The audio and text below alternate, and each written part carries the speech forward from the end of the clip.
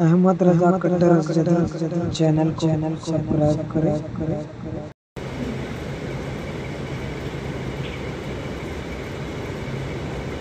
السلام علیکم ورحمۃ اللہ وبرکاتہ۔ الحمد للہ الذی ابدع الخلق والارض والصلاة على من كان نبيا وآدم بين الماء والطين وآله وصحابه أجمعين أما بعد، قال الله تعالى في القرآن المجيد: أعوذ بالله من الشيطان الرجيم، بسم الله الرحمن الرحيم. خلق الموت والحياة ليبلوكم أيكم أحسن عملا. صدق اللہ مولانا العظیم وبلغنا رسوله النبی الکریم، ونحن على ذلك لمن الشاهدین والشاکرین، والحمد للہ رب العالمین۔ بارگاہ رسالت میں درود پاک کا ہدیہ پیش کریں۔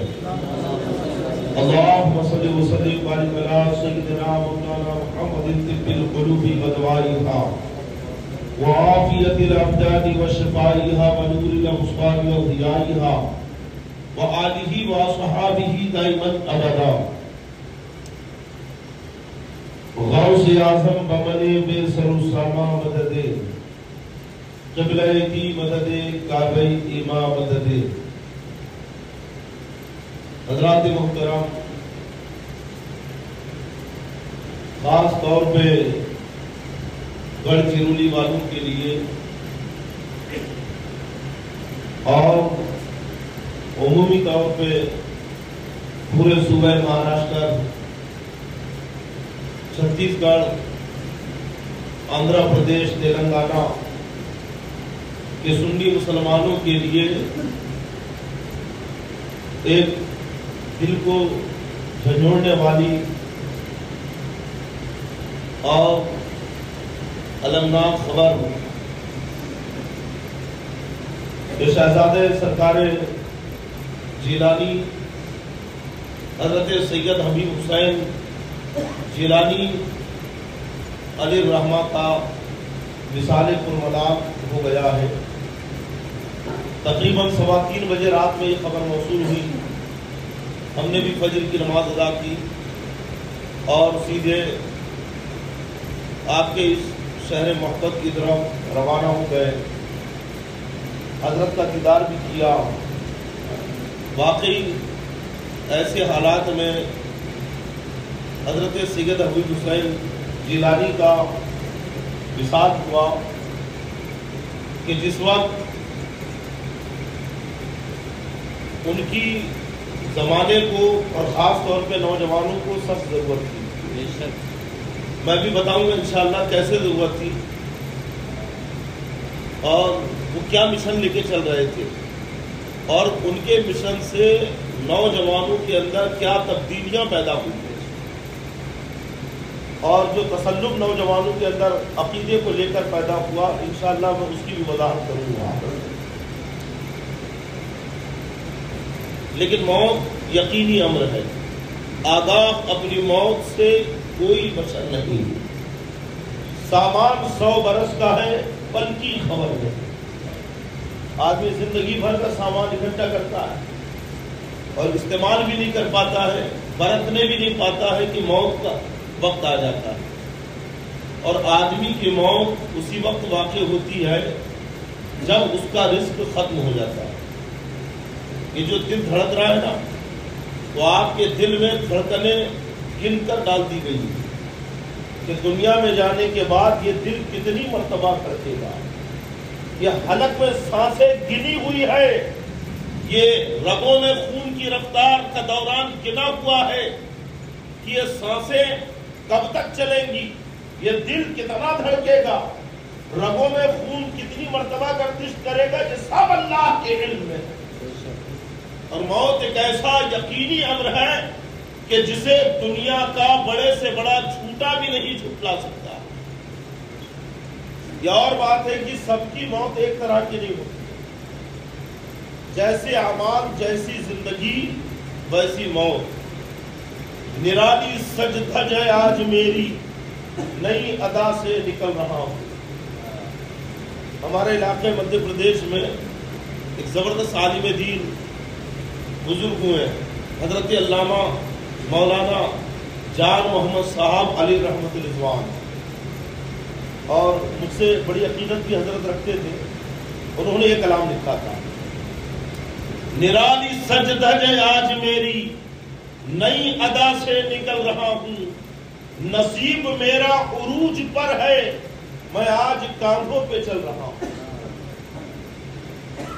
نہ چھیڑو مجھ کو میرے طبیبو، سمجھ سکو گے نہ مرض میرا، ہے مرض الفت کا میرے دل میں، اسی تپش میں تو جل رہا ہوں۔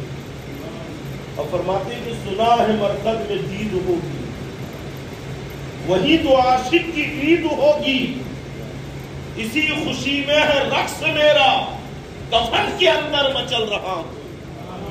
اسی خوشی میں ہے رقص میرا، کوئی گانوں کے اوپر رقص کرتا ہے، کوئی ڈی جے پہ ناچتا ہے، لیکن ایک عاشق صادق نبی کا دیدار قبر میں ہوگا، اسی خوشی میں کفن کے اندر رقص کر رہا، کفن میں میں چل رہا، اسی خوشی میں ہے رقص میرا، کفن کے اندر میں چل رہا ہوں۔ ہے بار اسیا کا سر پہ بھاری، گناہوں کا ہے بار اسیا کا سر پہ بھاری، نہیں ہے کوئی رفیق و ہمدم، بچا لو آ کر شفیع محشر، میں پل کے اوپر پھسل رہا ہوں۔ بچا لو آ کر شفیع محشر، میں پل کے اوپر پھسل رہا ہوں۔ یہاں مسافر سبھی ہے عارف، یہاں کسی کو بقا نہیں۔ سمجھ رہے ہیں؟ آج ان کی باری ہے تو کل ہماری باری ہے، کوئی رہنے کے لیے نہیں آیا ہے۔ جب آپ قبرستان دفنانے کے لیے مردوں کو جاتے ہیں تو یہ خاموش قبریں آپ سے کہتی ہیں کہ آنے والے آج تو دوسرے کو لایا ہے، کل دوسرے تجھے لے کر آئیں گے، اور جب آئے گا تو پوری تیاری سے آنا، میں جنت کے باغوں میں سے ایک باغ ہوں یا جہنم کے گڑھوں میں سے ایک گڑھا ہوں۔ یہاں مسافر سبھی ہے عارف، یہاں کسی کو بقا نہیں ہے، نظام قدرت ہے یہ خدا کا، مکان اپنا بدل رہا ہوں۔ میرے جنازے پہ رونے والوں، فریب میں ہو بغور دیکھو، مرا نہیں ہوں غم نبی میں، لباس ہستی بدل گیا۔ اللہ تبارک و تعالیٰ کلام مجید میں ارشاد فرماتا ہے، خلق الموت والحیات لیبلوکم ایکم احسن عملا، کہ بے شک تمہارا پروردگار وہ ہے جس نے زندگی اور موت کو پیدا کیا تاکہ جانچے کس کے کام اچھے ہوتے ہیں، کون دنیا میں پارسائی کے ساتھ زندگی گزارتا ہے اور کون دنیا میں نافرمانی کرتے ہوئے زندگی گزارتا ہے۔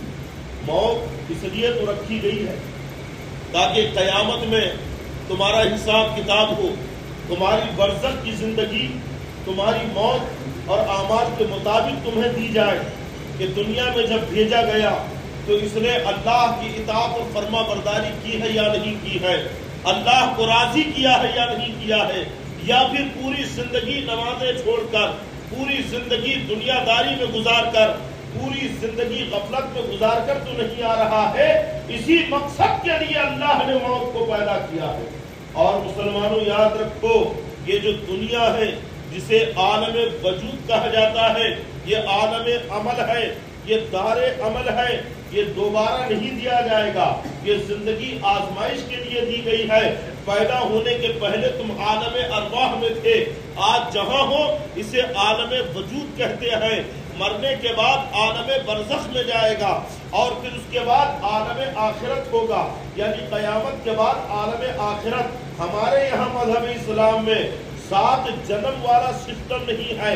اگر کوئی یہ کہے کہ اگلا جنم ہوگا یا پچھلا جنم ایسا تھا تو معاذ اللہ اس کے اوپر توبہ لازم ہے، اس لیے کیونکہ ہمارے یہاں جو زندگی دی گئی ہے یہ ایک ہی مرتبہ دی جائے گی۔ اگر مرنے کے بعد بندے کے اوپر عذاب ہو اور وہ چیخ چیخ کر کہے کہ مولا مجھے دوبارہ دنیا میں بھیج تاکہ میں پھر تیری فرما برداری کروں، پھر اطاعت کروں، تو فرشتے اور عذاب دیں گے، کہیں گے اتنی لمبی تو زندگی اللہ نے تجھے عطا کی تھی، آخر تو نے اپنی زندگی کہاں گزاری؟ اور واقعی نوجوانوں آپ غور کرو، کسی کی عمر 50 سال ہو گئی، کسی کی عمر 60 سال ہو گئی، کسی کی عمر 70 سال ہو گئی، اور یہ یقینی امر ہے کہ 70 سال 80 سال 100 سال 200 سال جیے گا، لیکن اس کے بعد موت یقینی ہے۔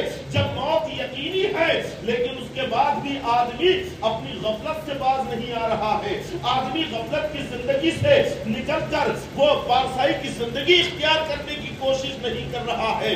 حجت الاسلام سیدنا امام غزالی رضی اللہ تعالیٰ عنہ فرماتے ہیں کہ ہر آدمی کے سر پر ایک ننگی تلوار لٹک رہی ہے، نہ جانے وہ تلوار کب گر جائے، جسے موت کہتے ہیں۔ ہر آدمی کی موت یقینی ہے۔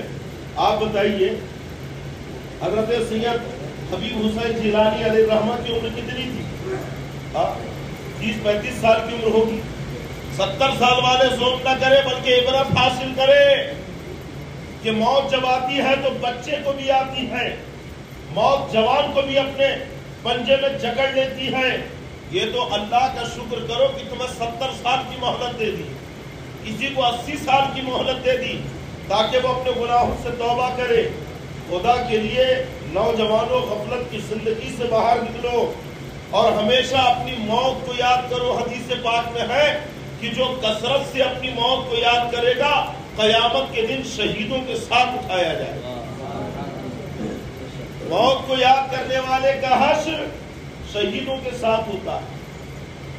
لیکن آج بتائیے آپ کتنی عمر ہونے کے بعد بھی کسی کو فکر ہے کہ ہمیں مرنا ہے اور مرنے کے بعد رب کی بارگاہ میں حاضری دینا ہے؟ کیا منہ لے کے جاؤ گے؟ رب کی بارگاہ میں جب حاضر ہوں گے تو کیا جواب دو گے؟ نہ نمازیں ہیں، نہ عبادت ہے، نہ کوئی اور نیک کام ہمارے پاس ہے، کچھ بھی نہیں، صرف ایک عقیدہ اور ایمان ہے، لیکن اس کی بھی حفاظت کی ہمیں فکر نہیں کہ ہمیں اپنے ایمان و عقیدے کی حفاظت کرنا ہے۔ کوئی بدعقیدہ ہمارے ایمان پہ ڈھاکہ نہ ڈال دے، اس کی بھی ہمیں پرواہ نہیں۔ نوجوانوں غفلت سے نکلو، اور ہم کس غفلت میں ہیں میں کیا بیان کروں گا، اللہ خود قرآن میں بیان کرتا ہے۔ الہاکم التکاثر حتی زرتم المقابر، سورۃ تکاثر پڑھتے نا آپ قرآن میں، کیا فرماتا ہے اللہ؟ غافل کر دیا تمہیں مال کی زیادہ طلبی نے، غافل کر دیا تمہیں دنیا داری نے۔ الہاکم التکاثر حتی زرتم المقابر،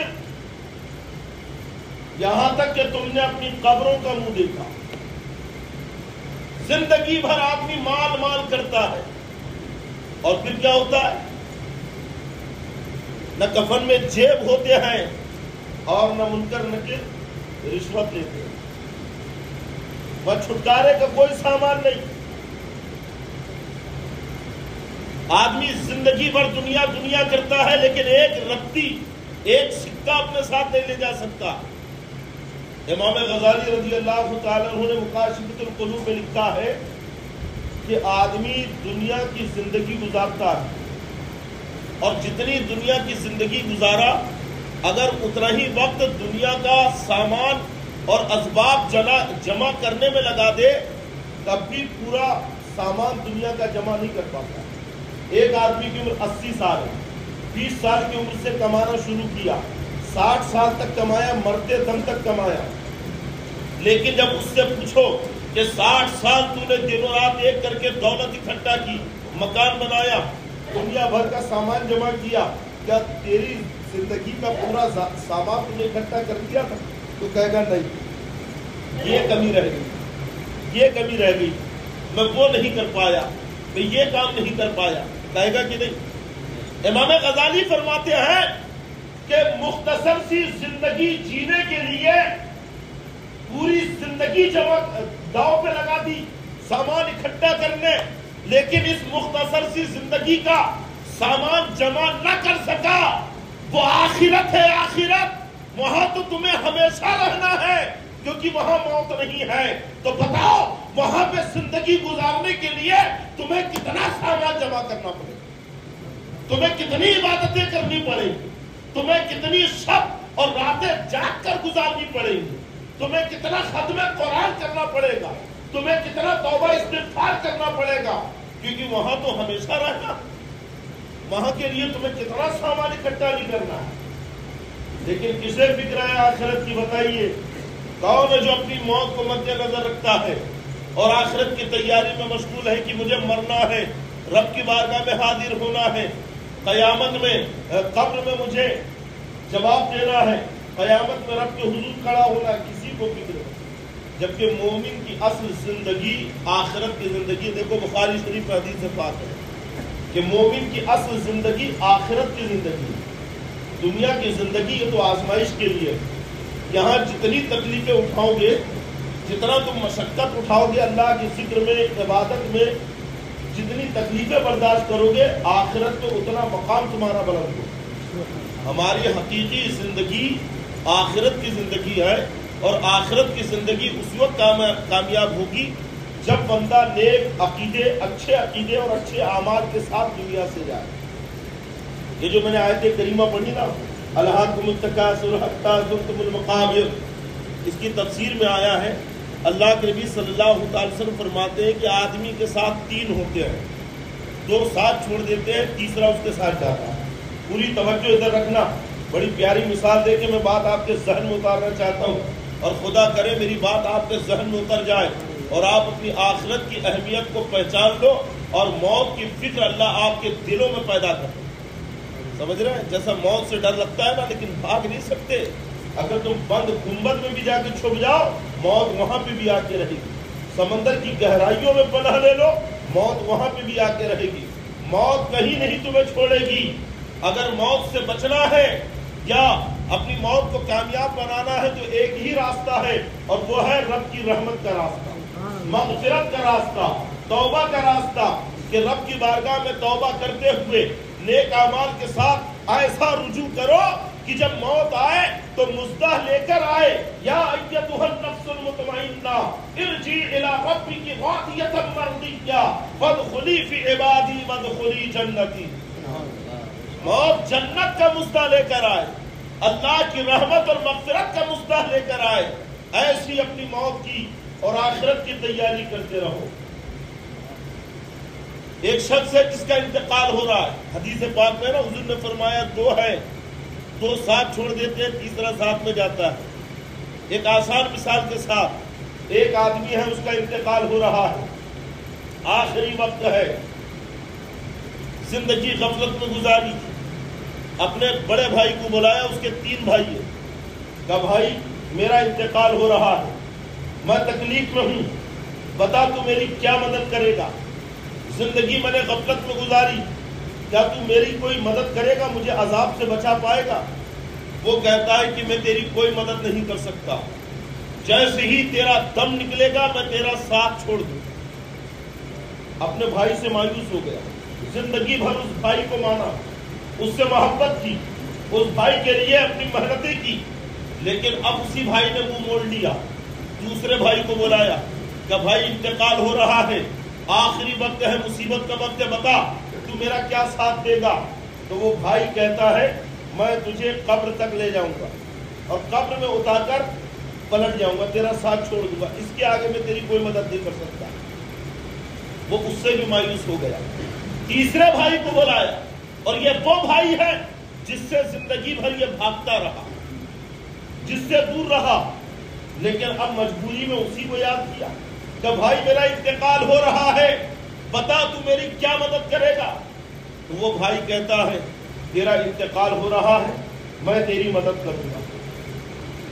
تو مر رہا ہے, حالت نزع میں بھی تیری مدد کروں گا, انتقال ہوگا تب بھی تیری مدد کروں گا, قبر میں جائے گا تب بھی تیرے کام آؤں گا, اور قیامت میں بھی تیری مدد کروں گا.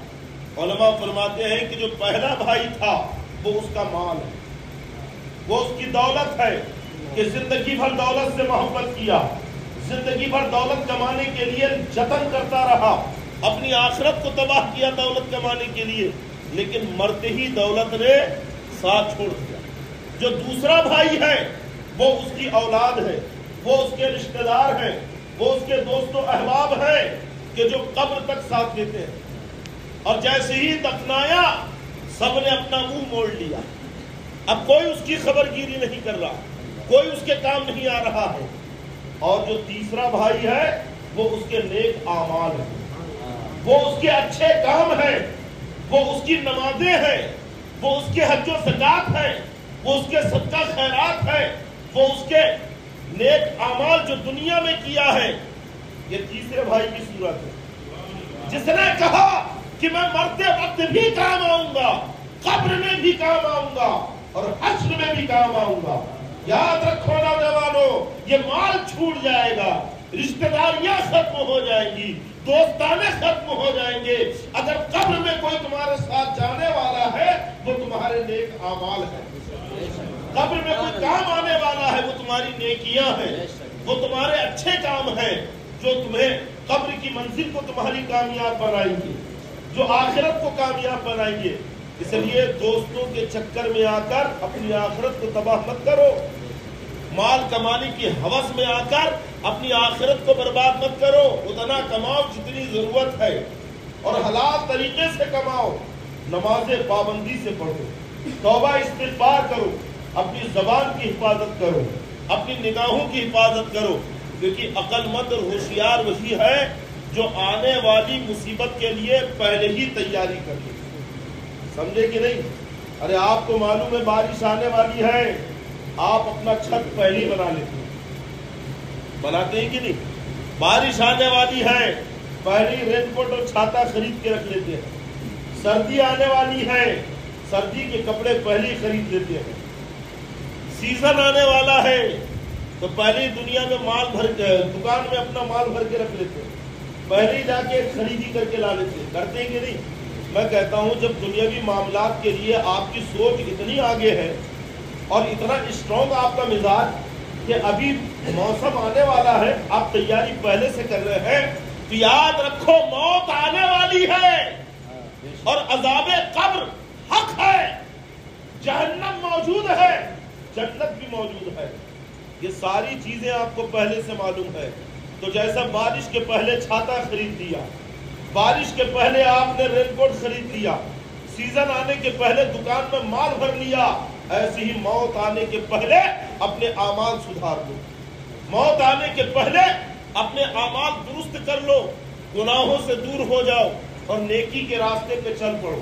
عقل مند اور ہوشیار وہی ہے.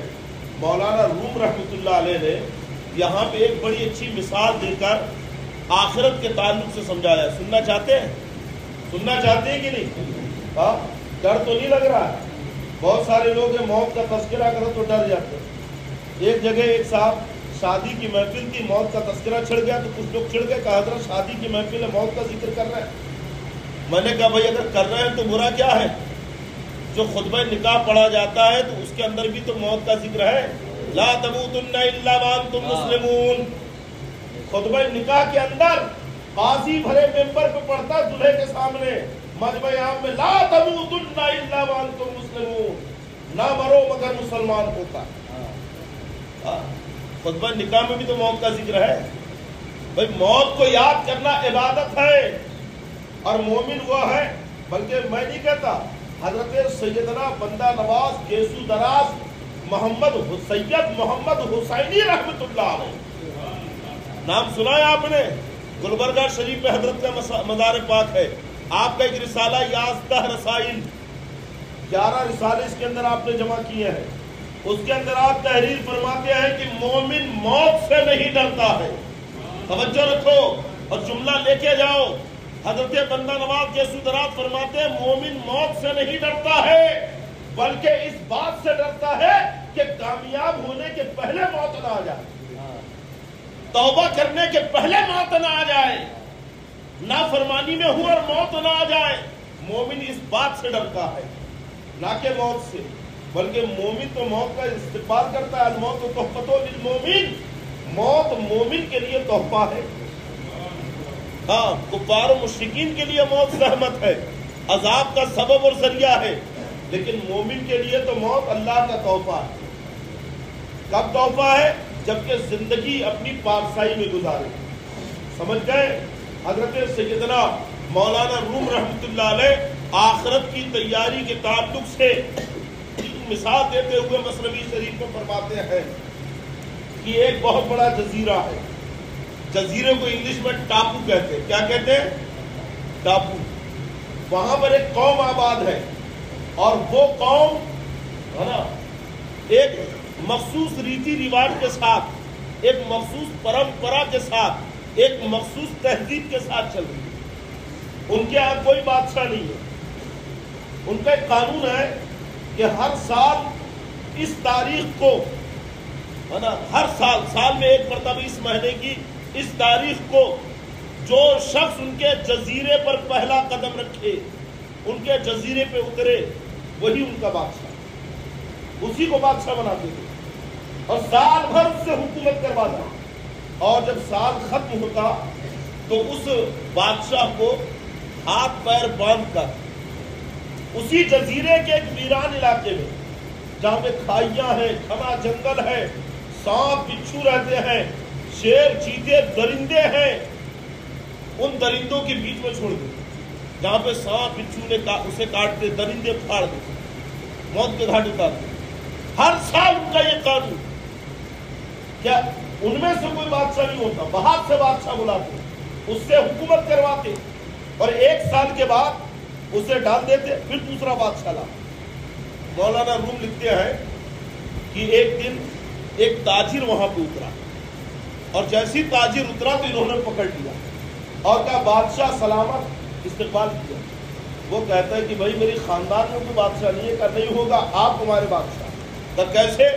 تو انہوں نے اپنا قانون بتایا کہ ہمارے باپ داداؤں سے یہ رواج چلا آ رہا ہے، جو اس جزیرے پر اس تاریخ کو پہلے اترے گا وہ ہمارا بادشاہ. اب آپ اترے تو بادشاہ. تو تھوڑا خوش ہو گیا، بھائی میں بادشاہ. کہ کب تک کے لیے؟ کہ ایک سال. بس ایک سال کا. اس کے بعد ہاتھ پیر باندھ کے اسی جزیرے کے ویران علاقے میں ڈال دیں گے جہاں پہ سانپ بچھو آپ پہ کاٹیں گے، درندے پھاڑ ڈالیں گے، جنگلی کتے نوچ لیں گے. وہ تو گھبرا گیا، روح کانپ گئی کہ ایک سال کے بعد اتنا خطرناک سلوک. پلٹ کے واپس جانے لگا. کہ بھائی مجھے تمہاری حکومت نہیں چاہیے. جیسی پلٹا تو انہوں نے پکڑا. کہ کیسے حکومت نہیں کرو گے؟ ہاتھ پیر باندھ کے حکومت کروائے. اترے کیوں اس تاریخ کو پہلے؟ اب وہ پھنس گیا. مولانا روم کہتے تاجر ہوشیار تھا، عقل مند تھا. اس نے حکومت کو قبول تو کیا لیکن اسی فکر میں ہے کہ ایک سال کے بعد کیا ہوگا، ایک سال کے بعد کیا ہوگا. اسی فکر میں اس کے دن و رات گزر رہے ہیں. اس نے سب کو جمع کیا، پرانے بادشاہوں کی کہانیاں سنی تو بتایا ہم نے اتنے بادشاہوں کو موت کے منہ میں ڈال دیا ہے، اب تمہاری بھی باری آئے گی، لیکن ایک سال تک تم عیش و آرام کرو. بادشاہ نے دیکھا کہ عیش و آرام کے پورے ساز و سامان وہاں پہ رکھے ہوئے ہیں، خدام خدمت کے لیے کھڑے ہوئے ہیں، حرم عورتوں سے بھرا ہوا ہے، ایک سے ایک کھانے پینے کی چیزیں ہیں، شراب کے پیالے چھڑک رکھے ہیں، غرض کے عیش و آرام میں کوئی کمی نہیں. مولانا روم کہتے ہیں اس سے پہلے جتنے بادشاہ آئے تھے وہ سب کے سب وہاں کا عیش و آرام دیکھ کر، وہاں کی خوبصورت عورتوں کو دیکھ کر، وہاں کی شراب دیکھ کر پھسل گئے اور سال کے آخر میں کیا ہونے والا ہے اپنے اس انجام کو بھول گئے اور ایک سال تک وہ اسی نشے میں مدہوش رہے، غفلت کے اندر ڈوبے رہے. یہاں تک کہ جب ان کی حکومت کا آخری دن آیا تو گھسیٹ کر جب جزیرے والوں نے ویران علاقے میں ڈالا تو گڑ گڑا رکھے ہیں، معافی مانگ رکھے ہیں، زندگی کی بھیک مانگ رکھے ہیں، لیکن اب انہیں کوئی پناہ دینے والا نہیں کیونکہ ایک سال تم نے پورا غفلت میں گزار دیا. مولانا روم کہتے ہیں کہ یہ جو تاجر تھا یہ بڑا ہوشیار تھا، اس نے سب کو جمع کیا اور کہتا ہے کیا واقعی میں تمہارا بادشاہ ہوں؟ کیوں نہیں؟ کہ تم سب میری رعایا ہو؟ کہ بالکل. کہ میں جو حکم دوں گا تم مانو گے؟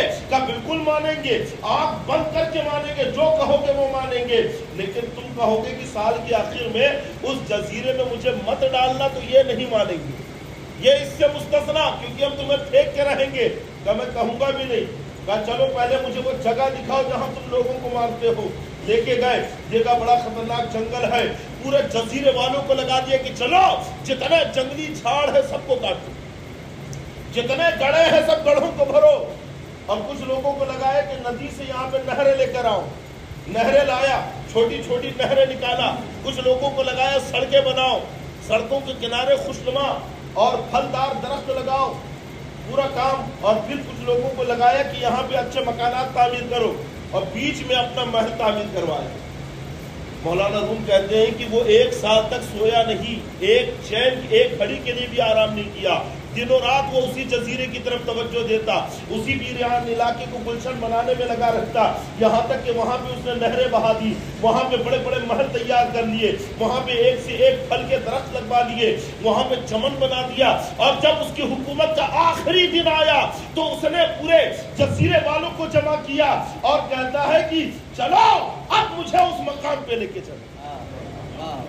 مولانا روم کہتے ہیں کہ اگر یہ بھی دوسرے بادشاہوں کی طرح عیش و آرام میں مبتلا ہو جاتا تو اسے بھی درندوں کا سامنا کرنا ہوتا، اسے بھی تکلیفیں اٹھانی پڑتی، موت کے گھاٹ اتار دیا جاتا، لیکن یہ دوسروں کی طرح غافل نہیں رہا، بلکہ وہاں پہ اس نے دنوں رات ایک کر کے اس جنگل کو گلشن بنا دیا۔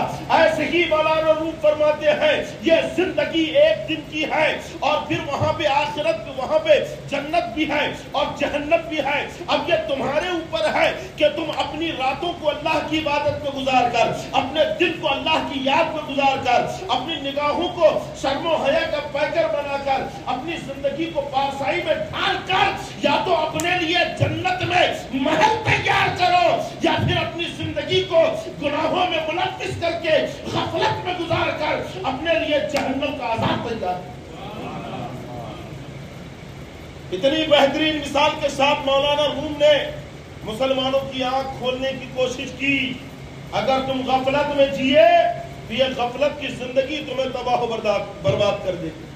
بات ذہن نشین ہو رہی کہ نہیں؟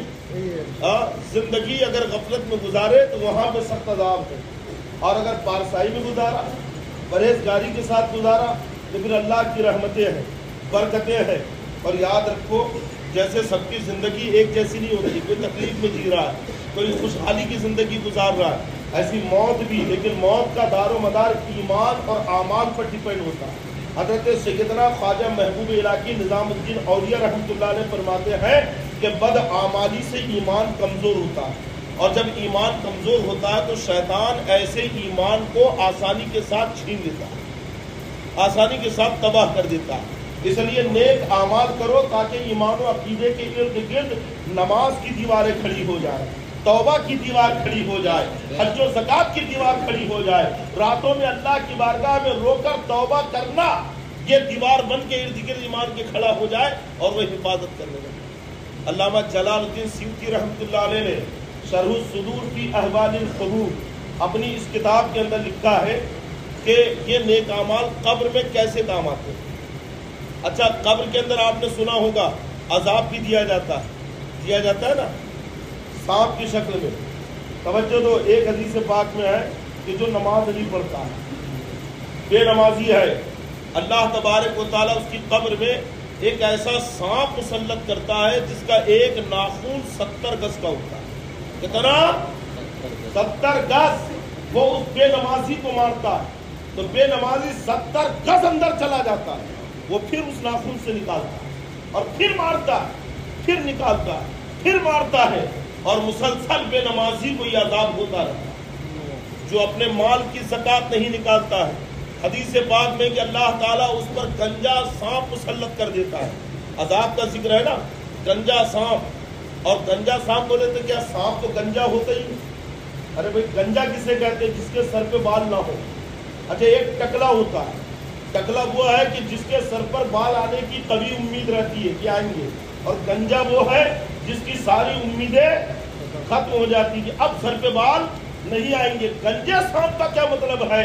بہار شریعت میں اسی حدیث پاک کے تحت حاشیے میں لکھا ہوا ہے کہ سانپ جب 1000 سال کا ہوتا ہے تو اس کے سر پہ بال اگ جاتے ہیں، اور پھر جب 1000 سال کا اور ہوتا ہے یعنی 2000 سال کا ہوتا ہے تو اس کے بال جھڑ جاتے ہیں، اسے کہتے ہیں گنجا سانپ۔ اور سانپ جتنا پرانا ہوتا ہے اس کا زہر بھی اتنا تیز ہوتا ہے۔ تو اللہ تعالیٰ زکات نہ دینے والے کے اوپر 2000 سال پرانا گنجا سانپ مسلط کرتا ہے جو اسے مسلسل عذاب دیتا رہتا ہے۔ حدیث پاک میں کہ اللہ ایسا بچھو اس کے اوپر مسلط کرتا ہے کہ جس کی جسامت گدھے کے برابر ہوتی ہے، اور ڈنک اتنا تیز کہ اگر پہاڑ پہ ڈنک مار دے تو چورا چورا ہو جائے، وہ اس گناہگار کو ڈنک مارتا ہے۔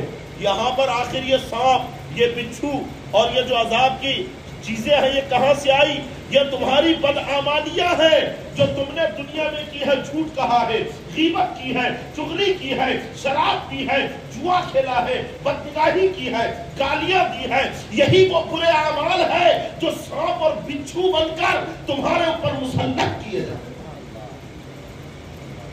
اور نیک اعمال، علامہ جلال الدین سیوطی رحمۃ اللہ علیہ لکھتے ہیں کہ جب کسی بندہ مومن کا انتقال ہوتا ہے اور قبر میں اسے اتار دیا جاتا ہے تو جب عذاب سر کی طرف سے آتا ہے، کدھر سے؟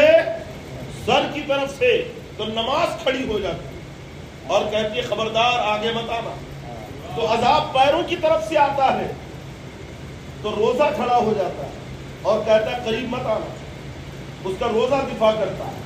عذاب اگر دائیں بائیں سے آئے تو اس کا صدقہ خیرات، تلاوت قرآن، ماں باپ کی خدمت، یہ ساری نیکیاں اسے گھیر لیتی ہے اور کہتی ہے کہ خبردار آگے مت آنا، عذاب کو آگے نہیں آنے دیتی۔ اللہ کے نبی فرماتے ہیں کہ صبر ایک طرف ہاتھ باندھ کے کھڑا رہتا ہے اور کہتا ہے کہ اگر کہیں کمی ہوگی تو میں جا کے پوری کر دوں گا۔ یہ نیک کام ہے جو آدمی کو عذاب سے بچاتے ہیں۔ بات سمجھ میں آئی؟ اپنے گناہوں سے توبہ کرو۔ حدیث پاک میں ہے کہ لو اخطأتم حتى تبلغ خطاياكم السماء ثم تبتم لتاب علیکم، ابن ماجہ میں حدیث پاک ہے، اس کے راوی حضرت ابو ہریرہ۔ اللہ کے نبی فرماتے ہیں اگر تم سے گناہ ہو جائے، خطا ہو جائے تو تم، اور خطا بھی کیسی کہ خطا زمین سے آسمان تک پہنچ جائے، حتى تبلغ خطاياكم السماء، آسمان سے ٹچ ہو جائے، اتنے گناہ اگر تم کر لو، ثم تبتم، اس کے بعد اگر تم رب کی بارگاہ میں سچی توبہ کر لو، لتاب علیکم، اللہ تمہاری توبہ قبول کرنے والا ہے۔ ایک حدیث پاک میں ہے کہ جنت کے دروازے ہیں، کھلتے بھی ہیں بند بھی ہوتے ہیں، جہنم کے دروازے ہیں، کھلتے بھی ہیں بند بھی ہوتے ہیں، آسمان کے دروازے ہیں، کھلتے بھی ہیں بند بھی ہوتے ہیں، لیکن توبہ کا دروازہ جب سے کھلا ہے بند نہیں ہوگا، اور جب بند ہوگا تو دوبارہ کھلے گا نہیں۔ توبہ کا دروازہ 24 گھنٹے کھلا ہے، دنوں رات کھلا ہے، صبح شام کھلا ہے۔ نوجوانوں اور بزرگوں، اپنے گناہوں سے توبہ کر کے رب کی بارگاہ میں حاضر ہو جاؤ، اور رب کی بارگاہ میں سچی توبہ کر کے اپنے مقبولیت حاصل کرنے کی کوشش کرو۔ بس یہی سارا مشن حضرت سید حبیب بابا کا تھا۔ حضرت حبیب حسین جیلانی کا مشن یہی تھا۔ میں نے ان کے ساتھ بہت دورے کیے، کئی جلسے کیے، خلوت میں جلوت میں کئی مرتبہ گفتگو ہوئی، اکیلے میں بیٹھ کر گفتگو ہوئی، اور حضرت کے مزاج میں ایسا انقلاب پیدا ہوا کہ جب بھی گفتگو ہوتی تو نوجوانوں کے حالات کے اوپر میں حضرت گفتگو کرتے کہ دیکھو نوجوان کہاں جا رہے ہیں، نوجوان کتنا بگڑ رہے ہیں، وہابیت غالب آ رہی ہے، دیوبندیت پھیل رکھی ہے، ہمارے عقیدے متاثر ہو رکھے ہیں، اور نوجوانوں کو فکر ہی نہیں ہے۔ اکثر اکیلے میں یہ گفتگو ہوتی اور کہتے حضرت اپنے کو یہ پروگرام کرنا، وہ پروگرام کرنا ہے۔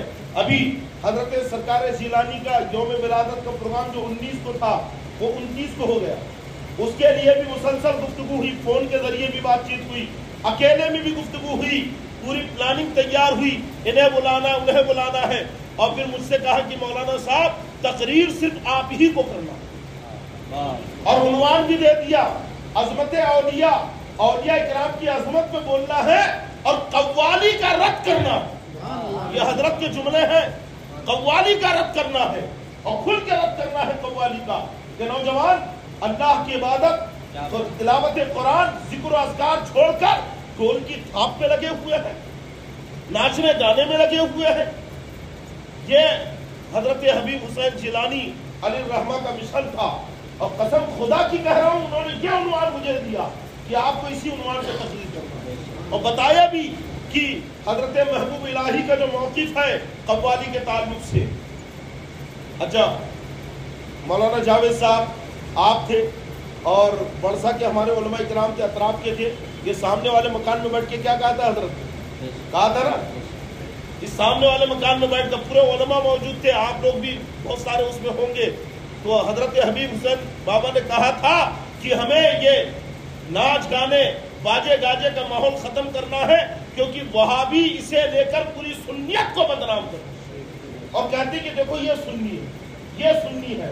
وہابیاں مذاق اڑاتے ہیں، یہ حضرت کے جملے تھے، وہابیاں سنیوں کو بدنام کرتے ہیں۔ ہمیں نوجوانوں کو راہ راست پر لانا ہے، نوجوانوں کے چہرے پہ حضرت داڑھی دیکھنا چاہتے تھے، نوجوانوں کے سروں پہ ٹوپیاں دیکھنا چاہتے تھے، نوجوانوں کو سجدوں میں جھکا ہوا دیکھنا چاہتے تھے۔ یہ حضرت حبیب حسین جیلانی علیہ الرحمہ کا مشن ہے۔ اگرچہ شہزادہ سرکار جیلانی ہم میں آج نہیں ہے، لیکن ان کا مشن باقی ہے، اور انشاءاللہ ہم ان کے مشن پہ عمل کرتے رہیں گے، اور عمل ہی نہیں بلکہ ان کے مشن کو ہم آگے بڑھائیں گے۔ اور گڑھ چرونی والوں، یہ تو تمہاری سب سے زیادہ ذمہ داری ہے کہ حضرت حبیب حسین جیلانی کے مشن کو آگے بڑھاؤ۔ یہ ان کی تمہاری ذمہ داری ہے۔ جس نوجوان کو سیلفی لیتے ہوئے دیکھتے، فوٹو لیتے ہوئے دیکھتے، فوراً روک دیتے۔ جس نوجوان کے کان میں اگر بالی یا کوئی اور زیور دیکھتے تو فوراً منع کر دیتے۔ جس نوجوان کے ہاتھ میں دھاگے بندھے ہوئے یا کڑے دیکھتے تو منع کر دیتے۔ ہم نے خود دیکھا منع کرتے ہوئے۔ انگوٹھیاں دیکھی تو فوراً، کئی مرتبہ تو مجھ سے کہا حضرت دیکھیے کتنی انگوٹھی پہنے، اسے بتائیے، پھر انگوٹھیاں اترواتے اس سے۔ واقعی یعنی شریعت کے معاملے میں ہم نے دیکھا جو تسلب اللہ نے ان کی طبیعت میں پیدا کیا تھا، جو تسلب ان کے مزاج میں اللہ نے پیدا کیا تھا، اور اللہ ایسے ہی انتخاب کرتا ہے اپنے بندوں کا۔ کیا سمجھ رہے ہیں آپ؟ اپنے دین کی خدمت کے لیے اللہ ایسے ہی بندوں کا انتخاب کرتا ہے، ورنہ آپ پرانے بزرگوں کی تاریخ اٹھا کر دیکھیں۔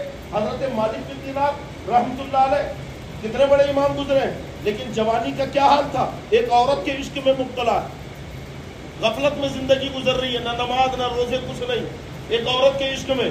ایک مرتبہ اس کی گلی سے گزرے، مغرب کا وقت ہے، جھانک رہی ہے، یہ بھی کھڑے ہو کے دیکھتے ہوئے، اور دونوں محو گفتگو ہے۔ رات گزر گئی، پتہ ہی نہیں چلا۔ جب فجر کی اذان ہوئی، مالک بن دینار رحمۃ اللہ علیہ کہتے ہیں ایسا لگا عشاء کی اذان ہوئی، لیکن جب اجالا پھیلا، چہل پہل بڑھی، تو میں نے اپنے نفس سے کہا کہ یا اللہ، ایک عورت کے لیے میں رات بھر کھڑا رہ گیا۔ اگر مسجد میں امام قرات لمبی کر دے، نماز لمبی پڑھا دے، تو ہم ایمان پہ غصہ ہو جاتے ہیں۔ اسی وقت حضرت مالک بن دینار نے اپنی غفلت سے توبہ کی، اور توبہ کر کے راہ سلوک پر ایسا آئے ہیں کہ قسم خدا کی تصوف کی امام بن گئے۔ دنیا کی ایک عظیم جماعت آپ کی پیروی کر رہی ہے، آج ان کے قصے بیان کیے جاتے ہیں، آج ان کے واقعے سن کر لوگ تزکیہ نفس کرتے ہیں، اپنی آخرت کو سنوارتے ہیں مالک بن دینار کی زندگی کو دیکھ کر۔ ایسے بزرگ سب سلامی شریف میں حضرت سیدنا میر عبد الواحد الگرامی رحمۃ اللہ علیہ لکھے کہ ایک بزرگ تھے، جوانی بڑی عیاشی میں گزرتی تھی، ایک مرتبہ اللہ نے دل میں ڈالا اور توبہ کر لی۔ توبہ کر کے جب آپ آئے تو اللہ جل شانہ نے ایسی دنیا بدلی ہے 24 گھنٹے عبادت میں، اللہ کے ذکر میں۔ ایک مرتبہ ان کے وہی پرانے ساتھی اوباش قسم کے، عیاش قسم کے مل گئے اور کہا کیا بھری جوانی میں توبہ کر لی، آؤ کچھ دن عیش کرتے ہیں پھر بعد میں توبہ کرنا۔ وہ کہتے ہیں قسم خدا کی میں رب کی بارگاہ میں ایسی توبہ کر چکا ہوں کہ اب میرا اظہار بند جنت میں حوروں پہ بھی نہیں کھلے گا۔